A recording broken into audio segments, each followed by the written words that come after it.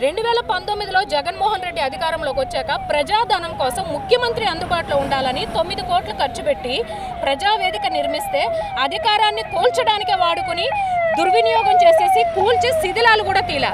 కానీ ఈరోజు ప్రజల కోసం అభివృద్ధి కోసం అధికారంలోకి వచ్చిన నారా చంద్రబాబు నాయుడు గారు అధికారం వ్యక్తిగత కక్ష సాధింపుల కోసం కాదు అని తెలియచేసేలాగా జూన్ అండి, అంటే అకాడమిక్ ఇయర్ స్టార్ట్ అయిపోయింది స్కూల్ పిల్లలకి.